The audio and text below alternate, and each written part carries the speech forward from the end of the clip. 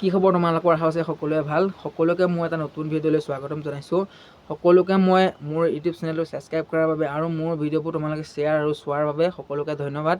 আৰু এনেকুৱাই যাতে মোক চেনেলটো আৰু তোমালোকে আগবঢ়াই নিব পৰা, যাতে মোৰ 10K হওক 20K হওক, তেনেকৈ মোৰ আশা আছে যাতে চেনেলটো মোৰ আগলৈ গ্ৰ' কৰা। আৰু একমাত্ৰ তোমালোকেই হয় যাতে মোৰ ভিডিঅ'বোৰ তোমালোকে যিমান পাৰা অসমৰ প্ৰতিখন ডিষ্ট্ৰিক্ট প্ৰতিটো লোকলৈ যাতে মোৰ ভিডিঅ'বোৰ তোমালোকে শ্বেয়াৰ কৰি পঠিওৱা, তাই তোমালোকৰ বাবে আশা থাকিল। ঠিক আছে, কাৰণ মই ভিডিঅ'বোৰ তোমালোকৰ বাবে এইবাবেই বনাওঁ, মানে যোনবোৰ মোৰ প্ৰব্লেম হৈছিলে বা মোৰ লগৰৰ যোনবোৰ প্ৰব্লেম হৈছিলে বা মই নিজ চকুৰে যোনবোৰ প্ৰব্লেম দেখিছোঁ, সেই প্ৰব্লেম মানে অসুবিধাবোৰ যাতে তোমালোকৰ নহওক, সেইবাবে মই ভিডিঅ'বোৰ ৰেগুলাৰ মানে বনাই গৈ আছোঁ। আৰু যেতিয়ালৈকে মই পাৰোঁ ভিডিঅ'বোৰ বনাই যাম যাতে তোমালোকৰ সুবিধা হয়। ঠিক আছে, তো বহুতে মোক কমেণ্ট কৰিছিলে কি দাদা অগ্নিবীৰ আৰু SCGDৰ পিট মেডিকেলৰ ওপৰত এটা ভিডিঅ' বনোৱা, তাৰ ওপৰত এটা ভিডিঅ' বনাম। তো আজি ভাবিলোঁ ভিডিঅ' এটা বনাই দিওঁ।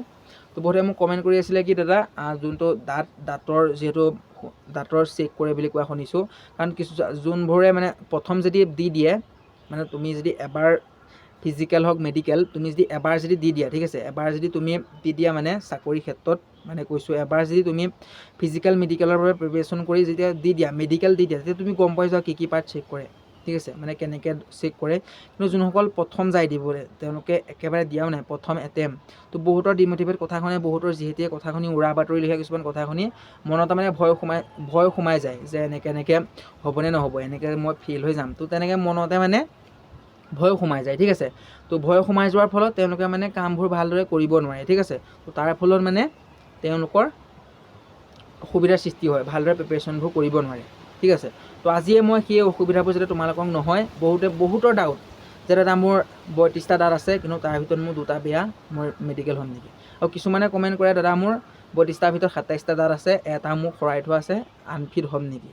তেনেকৈ অন্যান্য ধৰণৰ অসমৰ বহুতো ডিষ্ট্ৰিক্টৰ পৰা মোক বহুতো ঠাইৰ পৰা কমেণ্ট কৰে, কিন্তু মই প্ৰায়বোৰ কমেণ্টৰ ৰিপ্লাই দিব নোৱাৰোঁ, কাৰণ মই ব্যস্ত থাকিবলগীয়া হয় নিজৰ কামত। ঠিক আছে, মই যেতিয়া সময় পাওঁ কমেণ্টবোৰ চাওঁ, কিন্তু মোৰ প্ৰতিবোৰ কমেণ্ট চাবলৈ সময় নাপায়। মই 5টা 6টা তেনেকৈ কমেণ্ট চাবলৈ সময় পাওঁ, কিন্তু তথাপি মই যোনবোৰ ইম্পৰ্টেণ্ট কমেণ্ট টাইম লৈ পেলাই চাই পেলাই মই ভিডিঅ'বোৰ মানে বনাই দিব বিচাৰোঁ। ঠিক আছে, তোমালোকক মই ভালদৰে বুজাই দিছোঁ দাঁতৰ যোনটো মেডিকেল কেনেদৰে হয় আৰু ইয়াৰ মেইন মানে চিষ্টেমটো কেনেকুৱা। ঠিক আছে, তোমালোকৰ দাঁতত টোটেল মানে 22 পইণ্ট থাকে, তোমালোকৰ মেডিকেলত 22 পইণ্টৰ ভিতৰত তোমালোকে যদি 14 পইণ্ট পাই যোৱা, তেতিয়া তোমালোকে পাছ হ'বা। ঠিক আছে, মানে দাঁতত তোমালোকৰ টোটেল 22 পইণ্ট থাকে, 22 মাৰ্কৰ ভিতৰত যদি তুমি 14 মাৰ্কছ পাই যোৱা, তেতিয়া তোমালোকে আৰামছত পাছ হৈ যাবা। ঠিক আছে, তোমালোকে গম পোৱাই তোমালোকৰ দাঁত টোটেল 32টা দাঁত থাকে, যদিও মানে মোৰ ক্ষেত্ৰত কৈছোঁ, যদিও মানে আমাৰ বা তোমালোকৰ, ঠিক আছে, কৈছোঁ যদি 32টা দাঁত থাকে বুলি কয়, কিন্তু চবৰে 32টা দাঁত মানে 32টিত নাথাকে। ঠিক আছে, এইকাৰণেই নাথাকে, অন্যান্য ধৰণৰ কিছুমানৰ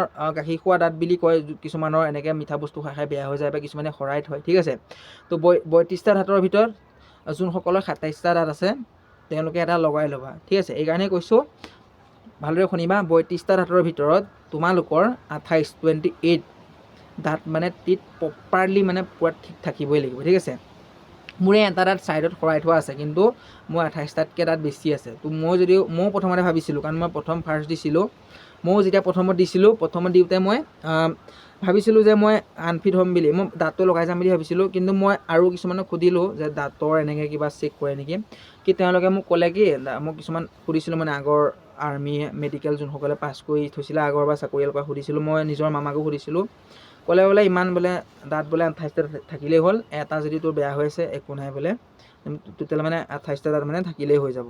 তো তেতিয়া মই দাঁতটো নলগালোঁ। আৰু যেতিয়া মই মেডিকেল দিবলৈ গ'লোঁ, আৰু তেতিয়া মই নিজেও বুজি পালোঁ মানে, ঠিক আছে, মই বুজি পালোঁ যে যেতিয়া মই মেডিকেল দিবলৈ গৈছিলোঁ, তেতিয়া মই নিজে বুজি পাই গ'লোঁ মানে 28টা দাঁত থাকিলেই হয় মানে। ঠিক আছে, যদিও বহুতে কয় দাঁতটো যদি পোকে খাই আছে, দাঁত যদি সৰাই থৈছে লগাই লওক, সেইটো নহয়।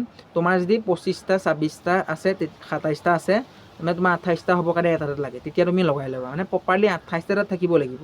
32টাৰ ভিতৰত তোমাৰ যদি 4টাও নাথাকে দাঁত, 4টা যদি পোকে খাইছে বা সৰাই থৈছে একো প্ৰব্লেম নাই। 4টা দাঁতৰ ভিতৰত যদি 4টা তোমাৰ একেবাৰে নাই, তেতিয়াও প্ৰব্লেম নাই। ঠিক আছে, মেইন কথাটো হ'ল কি তোমাৰ তাত বিচাৰিছে তোমাৰ টোটেল 28টা দাঁত, আৰু 28টা দাঁতৰ ভিতৰত তোমালোকৰ যোনবোৰ গুৰি দাঁত, তোমালোকৰ গুৰি যোনকেইটা দাঁত, তাই কিছুমান পদত তোমালোকৰ 2 পইণ্টকৈ থাকে, 2 পইণ্টে মিলাই টোটেল গোটেই 28টা দাঁতৰ মানে চব মিলাই গৈ তোমালোকৰ 22 পইণ্ট হয়।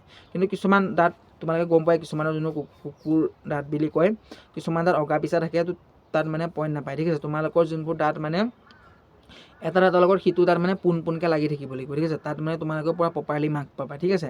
আৰু তাত বহুতে মোক কমেণ্ট কৰি আছিলে কি দাদা মোৰ ভয় লাগি আছে মেডিকেলত ফেইল কৰিম বুলি। তো তোমালোকে নিশ্চয় পাছ কৰিবা, ইমান চিন্তা কৰি নাথাকিবা, কাৰণ দাঁতত তোমালোকৰ ইমান হাৰ্ডকৈ নাচায় ন। খালি তোমালোকৰ মানে 32টা দাঁতৰ ভিতৰত তোমালোকৰ 28টা দাঁত থাকিবই লাগিব, ঠিক আছে। আৰামছত পাছ হৈ যাবা, ঠিক আছে।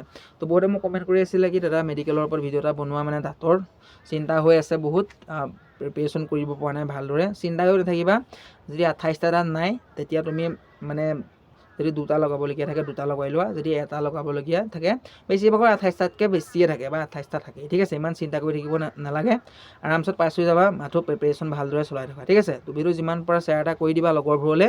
সকলোকে ধন্যবাদ।